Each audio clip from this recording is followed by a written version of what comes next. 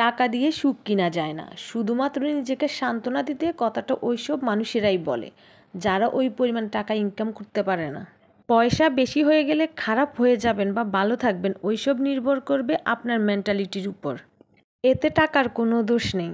টাকা কখনো আপনাকে বলবে না আমাকে দিয়ে সুখ কিনেন বা দুঃখ কিনেন। আপনি আপনার টাকা যেভাবে খরচ করবেন টাকা কিন্তু ঠিক সেভাবেই খরচ হবে। আপনি যদি ওই টাকা দিয়ে জুয়ার আসরে বসে জুয়া খেলেন কেউ আপনাকে নিষেধ করবে না।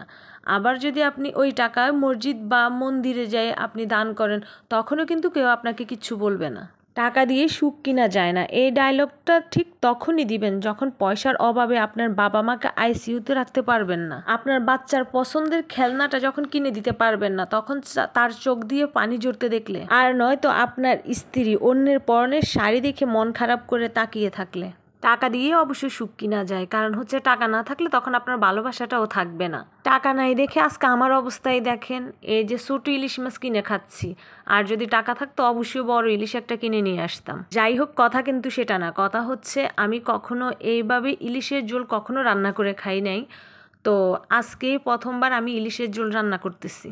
রান্না করতে করতে এদিকে অ্যাঞ্জেল তো একদম ভীষণ পাগলামি শুরু করে দিছে। ও শুধু চিৎকার শুরু করছে। ও একা, অ্যাঞ্জেল একা থাকতে পছন্দ করে না, সবসময় ওকে হাতে নিয়ে একটু আদর করে দিতে হয়। আদর না করে দিলে ও প্রচুর ডাকাডাকি করে। অ্যাঞ্জেলকে রেখে এসে দেখি যে মাছটা একদম মাখা মাখা হয়ে গেছে। আমি যেহেতু কখনো ইলিশের ঝোল খাইনি এভাবে রান্না করে, তো ভীষণ এক্সাইটেড হয়ে আছি যে কখন রান্নাটা হবে, কখন রান্নাটা হবে, আর আমি মজা করে একটু ভাত খেতে পারবো। তখন আসলে আমি বুঝতেছিলাম না যে ঝোলকে আরেকটু দিব না, এই অবস্থায় নামিয়ে নিব। তো এটা ভাবতে ভাবতে আসলে আমি বারবার নাড়তেছি আর ভাবতেছি আরেকটু ঝোল দিলে ভালো হবে না আবার একটু আরেকটু শুকিয়ে নিব। এমন ভাবতে ভাবতে আসলে রান্নাটা কমপ্লিট করে ফেলছি। তো বরাবরই আমার মাটির জিনিসপত্র অনেক বেশি ভালো লাগে, এই জন্যে এই মাটির ছোট্ট বাটিটা কিনে নিয়ে আসলাম। মাছটা বাটিতে রাখার সময় ভাবতেছি বড় পিস দিব না ছোট পিস, আর মাছটা আসলে যতটুকু ছোট দেখা যাচ্ছে ততটুকু ছোট না, মাছটা কিন্তু আসলে অনেক বড় ছিল। তখন একটু একটু করে ঝোল দিয়ে দিচ্ছি। এখন দেখতেছি যে বাটিটা অনেক বড় হওয়ার কারণে ঝোলগুলো উপর আসতেছে না।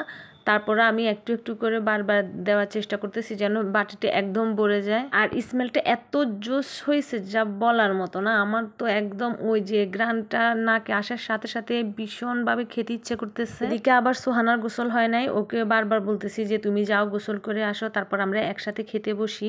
এটাই হচ্ছে আসল লুক। আসলে দেখতে এত বেশি সুন্দর, আর হচ্ছে খাবার সময় যে কি মজা লাগছে যেটা হচ্ছে আসলে বলে বোঝানো যাবে না। আমি যেহেতু কখনো এরকম মাছ রান্না করে খেয়ে দেখি নাই, তো ফার্স্ট টাইম রান্না করছি। আর আর আমার তো ভীষণ ভীষণ ভীষণ রকমের ভালো লাগছে। সোহানা খেতে বসলো, ওকে জিজ্ঞেস করলাম যে মাছ কেমন হয়েছে। ও বলতেছে দাঁড়াও দাঁড়াও আগে একটু আমি টমেটো সস দিয়ে খেয়ে নিই তারপর তোমাকে বলছি। সোহানা আসলে সরিষা ইলিশ ছাড়া অন্য কোনো ইলিশই খায় না। এই প্রথমবার ওকে আমি এরকম একটা মাছ করে দিলাম আর ও খেতে ভীষণ খুশি।